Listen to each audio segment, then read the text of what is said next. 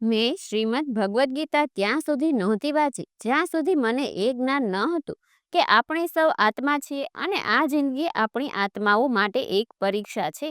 આપણી અંદરથી સૌથી સારા સ્વરૂપને બહાર નીકળવા માટે અને ભગવદ્ ગીતા પરીક્ષા પાસ કરવાનું એકમાત્ર મુખ્ય પુસ્તક છે. શ્રીમદ ભગવદ્ ગીતાના 18 અધ્યાય છે અને તે સંસ્કૃત ભાષામાં પરમાત્મા દ્વારા આપવામાં આવેલી છે. પરંતુ સમયની સાથે રોજબરોજની જિંદગીમાં સંસ્કૃત ભાષા નીકળી ગઈ અને આ જ્ઞાન મનુષ્યથી દૂર થઈ ગયું.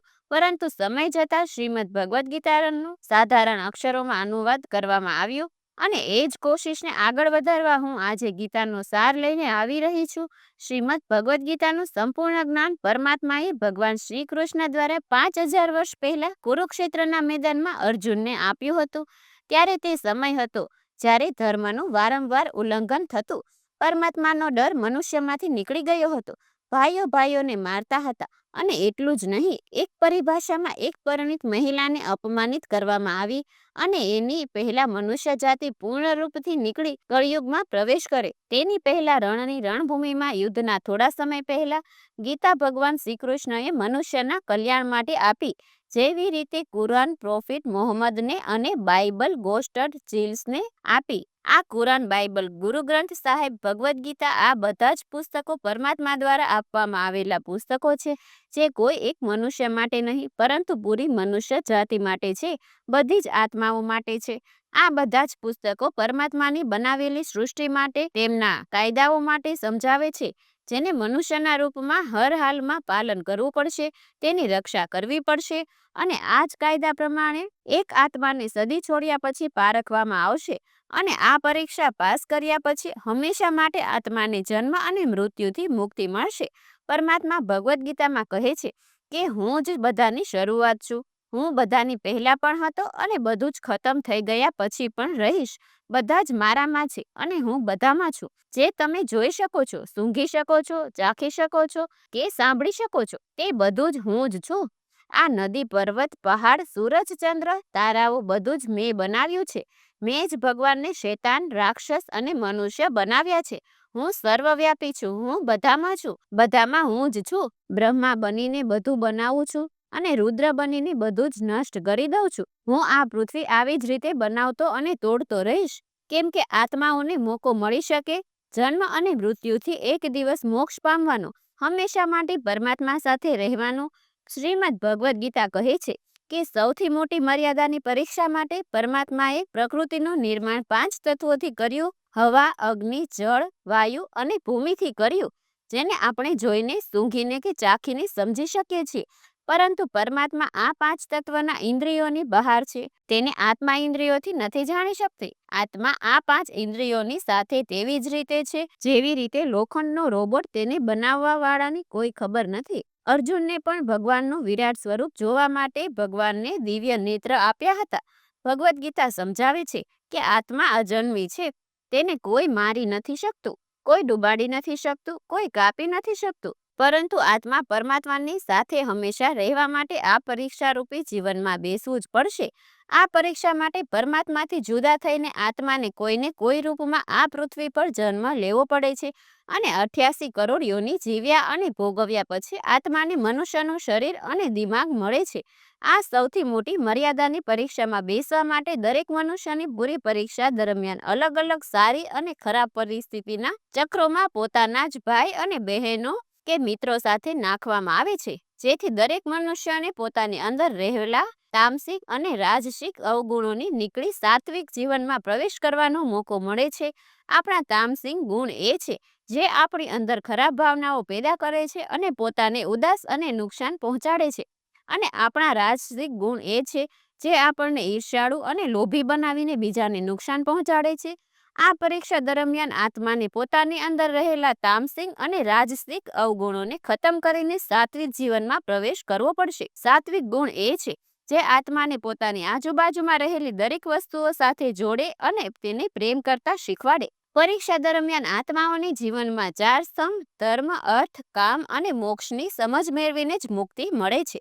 આ એ દ્વાર છે જેને સમજીને આત્મા પરમાત્માને સમજી શકે છે. પહેલો દ્વાર ધર્મનો છે અને તે સિંહનું પ્રતીક છે. ધર્મ તે છે જે ગીતામાં લખેલો છે, વેદોમાં લખેલું છે, ગુરુ ગ્રંથ સાહેબ બાઇબલ કુરાનના લખેલું છે. અને ધર્મ એ છે જે ધારણ કરેલો છે, જેને આપણું દિલ માને છે. જેમ કે ચોરી નહીં કરવી, ખોટું નહીં બોલવું, ભગવાનનું અનાદર નહીં કરવું, બીજાને નુકસાન નહીં પહોંચાડવાનું, એ જ ધર્મ છે. અને દરેક આત્માએ પોતાના જીવનકાળ દરમિયાન દરેક સમયે ધર્મનું પાલન કરવું પડશે અને તેની રક્ષા કરવી પડશે. બીજો દ્વાર અર્થનો છે અને ઘોડો તેનું પ્રતીક છે. દરેક આત્માને તેના જીવનકાળ દરમિયાન પોતાનો હોવાનો મૂળ અર્થ સમજી આ જિંદગીમાં ભોગવવાવાળી ચીજો અને સંબંધનો આનંદ લેશે. એક સારો ભાઈ, સારી બહેન, સારો પતિ, સારી પત્ની, સારો દીકરો કે સારી દીકરી બનીને આ દુનિયાવી સંબંધોમાં પાર ઉતરશે અને આ પરીક્ષાને પાસ કરશે. ત્રીજો દ્વાર કામનો છે. ભગવદ્ ગીતા સમજાવે છે કે દરેક મનુષ્યની અંદર કામ, ક્રોધ, લોભ, મોહ, અહંકાર, ઈર્ષ્યા જેવી 6 ભાવનાઓ રહેલી હોય છે, જે આપણને બીજાઓને નુકસાન પહોંચાડે છે. જેથી આ ભાવનાઓને દરેક મનુષ્યને પોતાના નિયંત્રણમાં રાખવી પડશે, કારણ કે આમાં થયેલું કોઈ પણ કામ જિંદગીભરની મુશ્કેલીઓનું કારણ બની શકે છે. ચોથો દ્વાર મોક્ષનો છે અને હાથી તેનું પ્રતીક છે. દરેક આત્મા પોતાના જીવનકાળ દરમિયાન કંઈક ઈચ્છાઓ રાખે છે, જે ઈચ્છાઓ એક જ જન્મકાળમાં પૂરી થાય છે અને કોઈ ઈચ્છાઓ અધૂરી રહી જાય છે, જેને પૂરી કરવા માટે આત્માને ફરીથી આ પૃથ્વી ઉપર આવવું પડે છે. ભગવદ્ ગીતા સમજાવે છે કે આપણી ઈચ્છાઓ જ મૂળ કારણ છે આ પૃથ્વી ઉપર પાછા આવવા માટેનું. જો આપણે કોઈ ઈચ્છા ન રાખીએ તો આ જન્મ અને મૃત્યુથી મુક્ત થઈ શકે છે. આ દ્વાર માફીનો પણ છે. જેને તમારી સાથે ખોટું કર્યું તેને માફ કરીને અને જેનું તમે ખોટું કર્યું જેની પાસે માફી માંગીને પણ મુક્તિ મેળવી શકાય છે.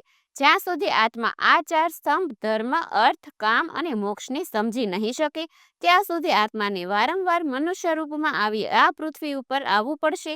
પરીક્ષાનો સમય પૂરો થતાં જ આત્મા શરીર અને અન્ય બધી જ વસ્તુઓનો ત્યાગ કરી દે છે.